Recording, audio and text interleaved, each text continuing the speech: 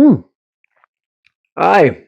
Hello, everyone, and welcome to the inaugural episode of Units of the CAF, a series dedicated to the proud histories, traditions, and heroic deeds of the Canadian Armed Forces' most storied units. I'm your host, Mario Gaudet, an ex-reservist and military brat who has a passion for military heritage. This series is my love letter to the men and women who have served the Canadian Armed Forces from muddy trenches to dusty desert. Today we kick off with one of Canada's oldest and most distinguished infantry regiments, the Royal Canadian Regiment, or RCR. Known for their motto, Pro Patria, the RCR is our senior infantry regiment, forged in rebellion and battle-tested across 140 years. It has served Canada with unwavering courage since the late 19th century. In this segment, we'll cover their early beginnings, the iconic cap badge and uniform, and their battles across major conflicts, highlighting the most decorated soldiers along the way. If you're a history buff, a serving or former member of our Canadian Armed Forces, or somebody who's just crazy proud of our military heritage, this video is for you. So go ahead and like the video, lightly touch that subscribe button, click the bell icon to get notifications on all of our new content, and let's build this series together. Have you got a unit you want featured? Drop it in the comments below! And now let's step off with the RCR.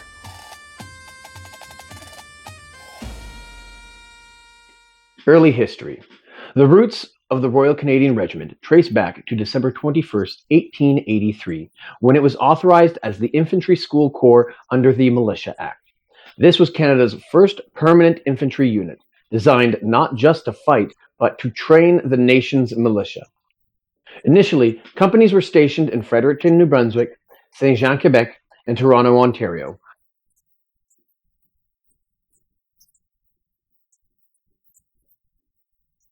With a fourth added in London, Ontario in 1888. The unit was redesignated multiple times, first as the Canadian Regiment of Infantry in 1892, then the Royal Regiment of Canadian Infantry in 1893. A royal prefix was granted by Queen Victoria herself, and then finally the Royal Canadian Regiment in 1901. From the start, the RCR embodied professionalism and readiness. It perpetuates even earlier units from the War of 1812, like the 1st Regiment of Middlesex Militia and the 1st Regiment of Oxford Militia, carrying battle honours such as Detroit and Niagara. In its early years, the regiment provided personnel to the Yukon Field Force during the Klondike Gold Rush from 1898 to 1900, helping the Northwest Mounted Police maintain order in the frozen north. But it was in combat that the RCR truly forged its identity. History of the cap badge. One of the most distinctive symbols of the RCR is its cap badge. A design rich with royal heritage, it features an 8-pointed diamond-cut star, a shape derived from the earliest helmet plates of the Infantry School Corps. At its center is a raised circle with the letters VRI, standing for Victoria Regina Imperatrix, Queen Victoria, Queen and Empress. This cipher was granted in 1893, and while most regiments update their badges with each new monarch, King George V allowed the RCR to keep VRI in perpetuity in 1919, honoring their service in the Great War. This makes it a unique privilege among Commonwealth units. The badge is officially described as surmounted by the royal crown, encircled by a golden rope, a timeless emblem of the regiment's enduring loyalty to the crown.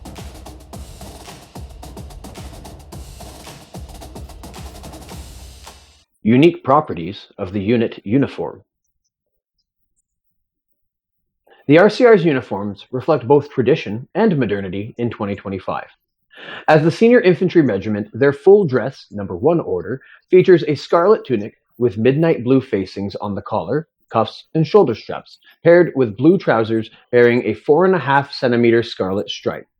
The headdress is a white Wolseley helmet with a scarlet puggaree, brass spike, chin chain, and the cap badge. Pipers wear the maple leaf tartan kilt, a blue Lowland doublet, and a special cap badge on a circular belt inscribed with the regiment's name. For mess dress, or number 2 order, the jacket has midnight blue facings, surgeon cuffs, 4 buttons on the front with uncut buttonholes, a blue, amber, black cummerbund or midnight blue waistcoat with scarlet 4.5 centimeter trouser stripes. In service dress number 3 order, Members wear the standard Canadian Army rifle green tunic and trousers with regimental insignia, including the VRI cap badge and a rifle green beret as the headdress.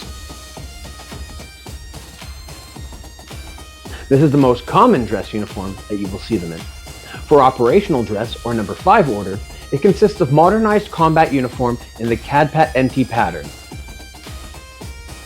Unique company designations include A Company, 1st Battalion, as the Duke of Edinburgh's Company. C Company as Charles Company for their exemplary deportment in Korea. And M Company, 3rd Battalion, as the Para Company for its airborne role. These elements make the RCR's uniforms a living symbol of heritage and readiness. Pre-World War I history.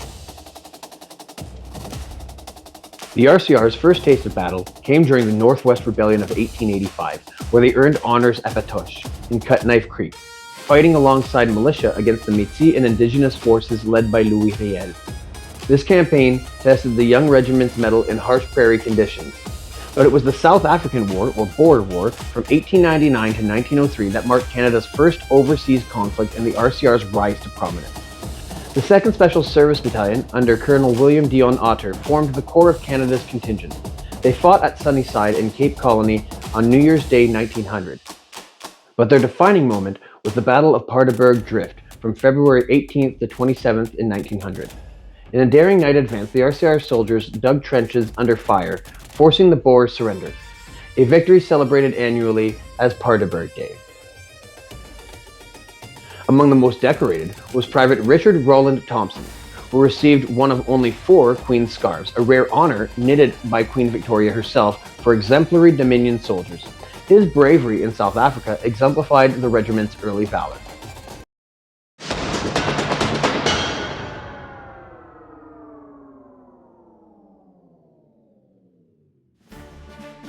Wait, before we continue, what kind of Canadian are you? Well, if you're anything like me, you want to rep Canada and her military heritage, and you want to do it while supporting veterans and service members. I get my most favorite graphic tees all from the same place. Go check out Corporal for Life Apparel, a Canadian patriotic brand, veteran-founded and soldier-centric. They put out the freshest designs with a percentage of the proceeds going towards causes that support the Canadian veteran community. Now, this video isn't sponsored by them, and I don't have to say these things, but I did because they earned a mention. CorporalForLife.com! Follow them on the socials and skillfully acquire yourself a t-shirt. Right then, steady up. Back to the video.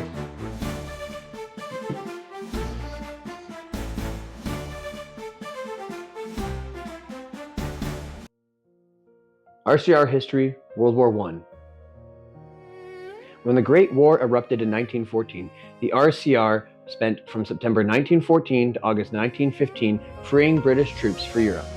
Returning to Canada, they joined the Canadian Expeditionary Force and arrived in France in October 1915 as part of the 3rd Canadian Division's 7th Brigade. The regiment endured some of the war's bloodiest battles. Mount Sorel in June 1916, where they held against German assaults. The Somme Offensive, including Fleur Courcelette and Ancre Heights. Arras and the iconic Vimy Ridge in 1917. Hill 70. Ypres and Passchendaele, wading through mud and gas. Amiens in 1918. The Scarpe, the Hindenburg Line breakthrough, Canal du Nord, and the pursuit to Mons as the war ended. They earned 16 battle honors, including France and Flanders, 1914 to 18. Standout heroes include Lieutenant Milton Fowler Gregg, who won the Victoria Cross for single-handedly capturing the enemy machine guns at Cambrai in 1918, later becoming a politician and university president. The regiment also perpetuates Lieutenant Frederick William Campbell's VC from the 1st Battalion Canadian Expeditionary Force at Givenchy in 1915, where he held position despite mortal wounds. These acts of gallantry cemented the RCR's reputation. World War II. Mobilized on September 1st, 1939, the RCR joined the 1st Canadian Infantry Division and trained in the UK before invading Sicily on July 10, 1943, landing at Pacino. They fought fiercely toward Messina, then crossed to mainland Italy in Operation Baytown at Regino di Calabria. Key engagements included the brutal Moro River battles near Ortona in December 1943, Monte Cassino breaching the Hitler line and piercing the Gothic line. In February 1945, they transferred to Northwest Europe via Operation Goldflake, liberating Apeldoorn in the Netherlands. The regiment amassed 28 battle honors, including Sicily 1943, Italy 1943-45, and Northwest Europe 1945. While individual high awards aren't as prominently listed for the RCR in this era, the unit's collective bravery shone through in grueling campaigns. The soldiers, like those in Italian theater, earned numerous military crosses and medals for valor, though no Victoria Crosses were awarded to RCR members in World War II. Their endurance in house-to-house fighting at Ortona, dubbed Little Stalingrad, remains legendary. Korean War. In 1950, the RCR expanded to 3 battalions for the Korean War. The 2nd Battalion stabilized the 38th parallel at Chia-Li. The 1st Battalion fought at Kawangsan, Hill 355, in October 1952, enduring intense Chinese assaults.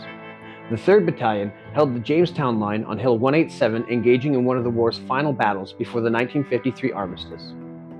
Battle honors include Kawangsan. While no individual Victoria Crosses were awarded, the RCR soldiers received Stars of Courage and other commendations for holding key positions under fire. The war highlighted the regiment's adaptability in static, hill-based warfare, with many earning the Korean War Medal for their service. The Cold War. The Cold War saw the RCR on NATO duties in Germany. Battalions rotated through Soest and Baden-Sullingen from the 1950s to 1993, deterring Soviet threats. They conducted 13 tours in Cyprus for UN peacekeeping, Operation Snow Goose, 1966 to 1992, maintaining a fragile ceasefire. Domestically, they deployed during the 1970 October Crisis, the 1976 Montreal Olympics, and the 1990 Oka Crisis, Operation Kanawake and Ceylon. In 1991, elements served in the Persian Gulf for Desert Shield and Storm. A highlight was N Company, 3rd Battalion, earning the Commander-in-Chief Unit Commendation for securing Sarajevo Airport in 1992 during Operation Harmony, a rare unit award for bravery under fire. Individual decorations were fewer in this non-combat era, but many received UN and NATO medals for sustained service. Afghanistan. In the 21st century, the RCR deployed extensively to Afghanistan. The 3rd Battalion went to Kabul in 2003 for Operation Athena, suffering early casualties but conducting vital raids. The 1st Battalion fought in Kandahar from 2006, including intense combat implied in operations like Medusa. The 2nd Battalion followed in 2007, then the 3rd in 2008-2009 as Task Force Kandahar. The 1st returned for Task Force 1-10 in 2010, and the 2nd trained Afghan forces in Kabul via Operation Attention in 2012. The 1st Battalion earned the Commander-in-Chief Unit Commendation for 2006 operations. Notable decorated soldiers include those receiving the Star of Military Valor, like some of the guys we mentioned in our series, Real Canadian Heroes. Jess La Rochelle. Heard of him? From the western prairies of 1885 to the deserts of Afghanistan over a century later, the Royal Canadian Regiment has exemplified pro-patria through and through for over 140 years of service. Their 61 battle honors and heroic soldiers remind us of the sacrifices made to safeguard our nation. Thank you for joining me on this little trip through history. Subscribe if you want to see more units of the CAF, and remember, for all that our service members have given, lest we forget. Have a good one, eh?